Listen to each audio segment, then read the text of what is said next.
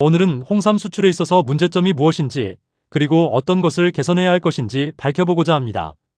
2000년도 이후 우리 홍삼 수출이 어떻게 되고 있는지, 그리고 일본 시장에서 왜 정체가 되고 있는지 그 진짜 이유를 알아보겠습니다.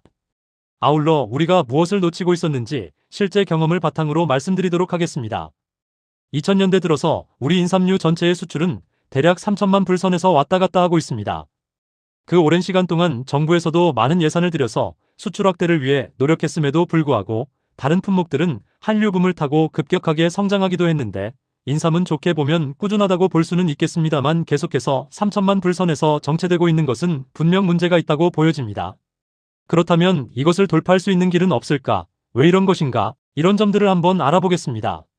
먼저 우리가 인삼을 수출하면서 지금까지는 공급자 중심의 수출을 해온 것이 아니었나 하는 생각을 합니다. 분명 우리와는 다른 식문화와 식습관을 갖고 있는 나라이기 때문에 이 부분을 간과했다면 그만큼 확대 가능했던 시장을 놓치고 있었다고 볼 수 있습니다. 일본 소비자를 대상으로 포커스 그룹 인터뷰를 실시한 결과가 있습니다. 이 결과는 지금까지 우리가 얼마나 공급자 중심의 수출을 해왔는가를 단적으로 보여줍니다. 우리가 개선해야 할 점은 크게 세 가지입니다. 첫 번째, 제품 섭취 방식의 차이입니다. 두 번째, 패키지 디자인의 문제입니다. 세 번째, 시장 피드백의 한계입니다. 즉, 소비자의 심리를 정확하게 파악하고 있었냐 하는 것입니다. 한 가지씩 살펴보겠습니다. 먼저 먹는 방법에 대한 인식 차이입니다. 우리는 한국에서 파는 형태 그대로 홍삼 스틱 제품을 일본에 수출하고 있습니다. 한국에서는 보통 손이나 입으로 포장지를 찢은 후에 입을 대고 빨아서 먹죠. 그렇지만 일본 소비자들은 손을 대었던 포장지에 직접 입을 대는 것을 비위생적이라고 생각하는 경향이 많습니다. 따라서 이러한 식습관이 없는 가운데 아무 말 없이 이 스틱 하나를 건네주면 일본 소비자들은 레모나 먹듯이 포장지를 손으로 찢은 후에 입에다가 털어넣는 경우가 종종 있었습니다. 그러다가 옷에 흘리는 참사가 발생하기도 했습니다. 그런데 식문화의 차이보다 더 중요한 것이 뭐냐면 포장지 어디에도 손으로 찢은 후에 직접 입을 대고 빨아드세요라는 안내가 없다는 것입니다. 한국에서야 굳이 말하지 않아도 다 알겠지만 일본에서는 익숙하지 않은 방법입니다. 이 말을 홍삼을 수입하는 업체분에게 얘기한 적이 있습니다. 그랬더니 그 업체분의 말씀이 요즘 한류 드라마에서 홍삼을 먹는 장면이 많이 노출되고 있기 때문에 굳이 설명하지 않아도 된다는 것이었습니다. 맞습니다. 그럴 수 있습니다. 그렇지만 한류 드라마를 보지 않은 사람들은 어떻게 먹어야 하는 걸까요? 다음, 패키지에 대한 내용입니다. 우리에게는 빨간 홍삼 제품 패키지가 너무나도 익숙합니다. 그리고 홍삼 제품은 당연히 빨간색이어야 하는 것 아닌가? 라고 생각할 수 있는 부분입니다. 그렇지만 일본인의 시선은 달랐습니다. 한자가 많이 적혀 있는 데다 제품 패키지 대부분이 빨간색이다 보니 일본인들은 중국산 제품인가 보다라고 생각을 했다는 것이죠. 이 역시 소비자 그룹 인터뷰를 진행하지 않았다면 알 수 없었을 내용입니다. 왜냐하면 일본 소비자들은 솔직한 마음을 잘 말하지 않기 때문입니다. 우리는 보통 박람회 같은 곳에서 제품을 무료로 나눠주며 소비자나 바이어의 반응을 살핍니다. 그러한 경우에는 어떠한 식품이든 대부분 긍정적인 답변을 얻습니다. 하지만 대부분의 사람들은 공짜로 나눠주는 것 앞에서 굳이 싫은 소리를 하지 않을 뿐이었던 것입니다. 그동안 우리는 진짜 솔직한 시장의 의견을 듣지 못했던 것이라고 할 수 있습니다. 박람회장에 가면 열심히 무료 시음과 시식을 많이들 하십니다.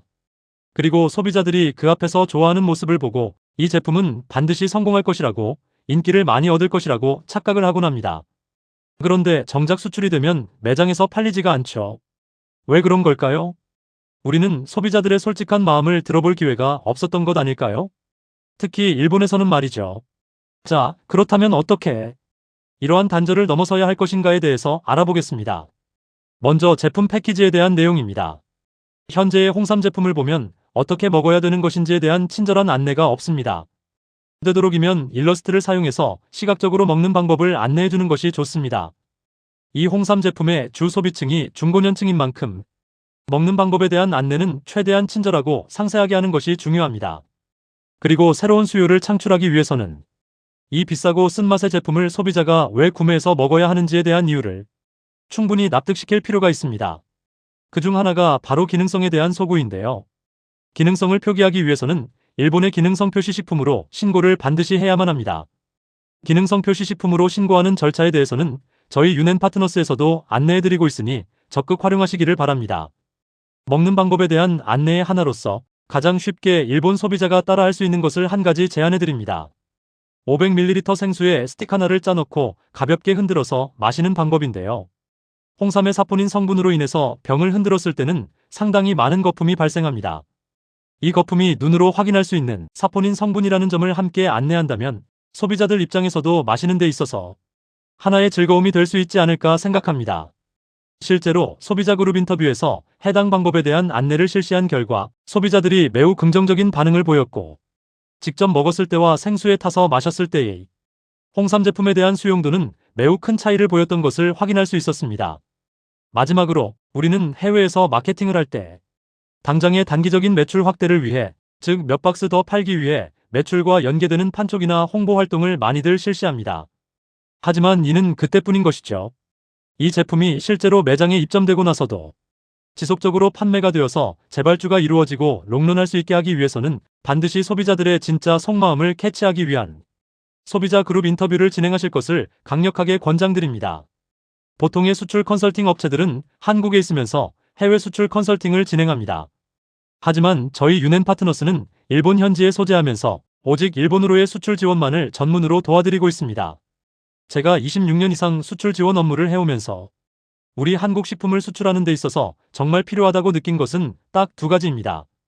법적으로 일본 수출 및 통관에 문제가 없는가를 현지에서 철저히 검증하는 것과 일본 소비자의 마음을 읽고 소비자로부터 직접 제품을 검증받아 제품을 만드는 것입니다.